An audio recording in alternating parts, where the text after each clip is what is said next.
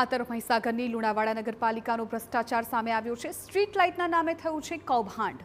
લુણાવાડા પાલિકાના વિપક્ષ નેતા દંડક અને પૂર્વ કોર્પોરેટરોએ આક્ષેપ લગાવ્યા કે જે લાઇટ માત્ર ₹300માં મળે છે તે લાઇટ માટે પાલિકાએ 2978 રૂપિયા ચૂકવી દીધા। અહીં અચંબાની વાત તો એ છે કે જે લાઇટ માટે આટલા રૂપિયા ચૂકવ્યા તેના બોક્સ પર જ 2200ની કિંમત લખેલી છે। એટલું જ નહીં, ખરીદીમાં 48 મેગાવોટની લાઇટો બતાવી છે, પરંતુ હકીકતમાં તે 36 મેગાવોટની જ નીકળી।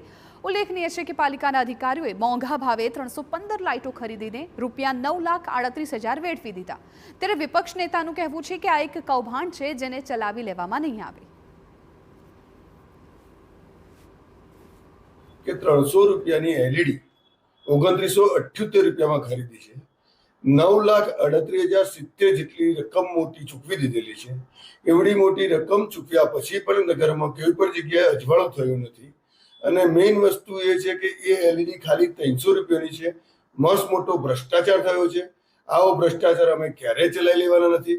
કોઈ પણ આવો ભ્રષ્ટાચાર કર્યો હોય તો અમે છોડવાના નથી।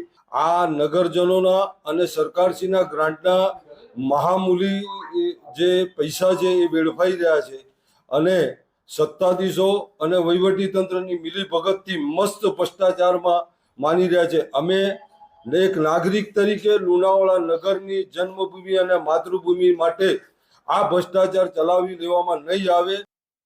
તો મૂળ કિંમતથી 10 ગણી વધુ રકમ ચૂકવીને ભાજપ શાસિત લુણાવાડા પાલિકામાં ભ્રષ્ટાચાર કરાયો છે તેવા આક્ષેપ છે। સવાલ એ બાબતે પણ ઉઠ્યા છે કે પાલિકાએ જે દાહોદની એલઈડી એજન્સી પાસેથી ખરીદી કરી, હકીકતમાં તેવી જ કોઈ એજન્સી છે જ નહીં। આ માત્ર કૌભાંડ આચરવા અને પોતાના મળતિયાઓને લાભ કરાવવા માટે કાવતરું કરાયું।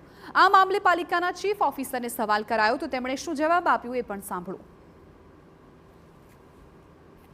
આ મોસ્ટ મોટો ભ્રષ્ટાચાર થયેલો છે એવું જાણવામાં આવેલું છે અને વિરોધ પક્ષના નેતાશ્રીએ પણ આની જાણ કરેલી હતી અને એની તપાસ માંગેલી છે, તો યોગ્ય તપાસ થવી જોઈએ।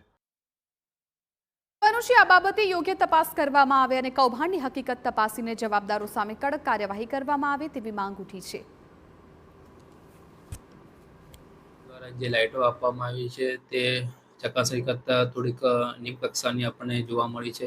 તાત્કાલિક આપણે નગરપાલિકા દ્વારા જ અમને લેટર લખવામાં આવે છે કે જે બી તમે જે એલઈડી આપવામાં આવી છે એને નવેસરથી ચેન્જ કરીને જે આપણે જે માંગી છે આપણે એનું એ પ્રમાણે એમને પાછી મોકલાવવા માટે કીધું છે અને એ લોકો જો હવે લાઇટ માટે લઈ જશે હવે।